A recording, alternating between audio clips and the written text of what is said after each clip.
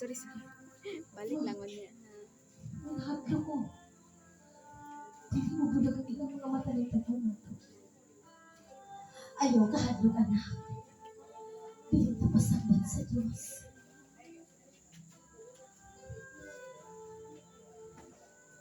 Anak na.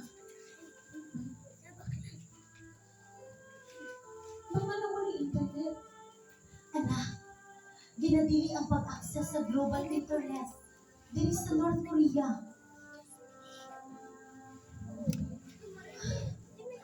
Uli, anak. Magpahulay ta dito sa kilid o mag-amputa sa Ginoo. Sige.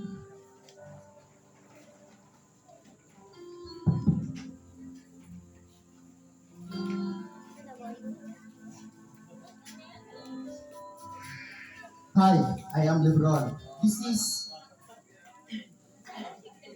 from United States. Can we talk to you for a while?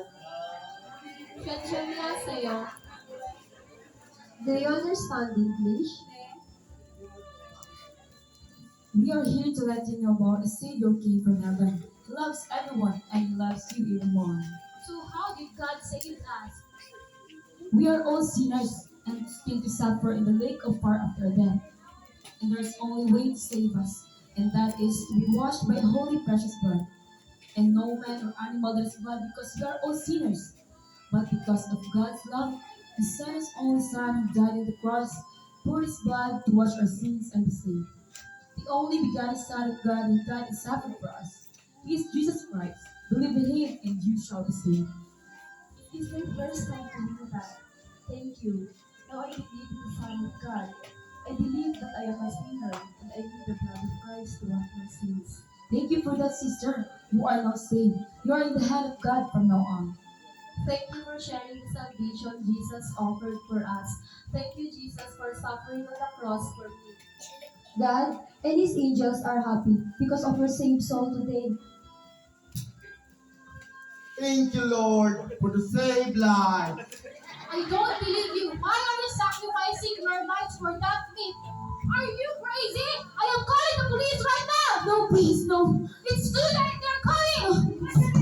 Let's pray to God. Come here. Come here. Oh Lord Almighty, we are your people. Please cover us with your unconditional love. It's coming. Brandon. Officer! Officer! Over here! Please, help us. You use this people. You can hear the person, the man of this people. You yourself to die. No. Don't kill us, please. Shut up.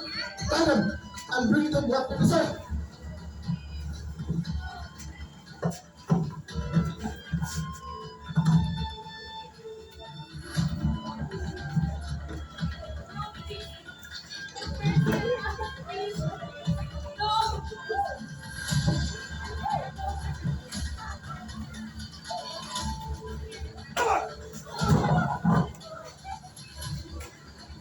Everyone! These people can't swear you guys for a document!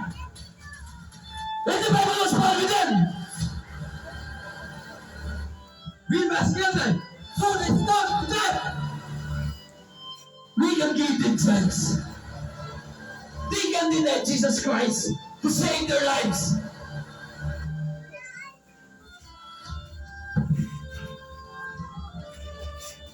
You! Is Jesus Christ is your Lord? Yes. This is the one true God. God Himself. No, please. We can bring them to labor camp. No! People like that! Where's the gun? And how about the other two? Did you ask them to? Tell me. Is Jesus Christ is your Lord? Yes. Jesus is my God. And I will worship Him. Whatever may happen to me. Ah! And how about you? For me, to live is Christ and to die is gain. I am not afraid to die. Yes, Jesus kill them.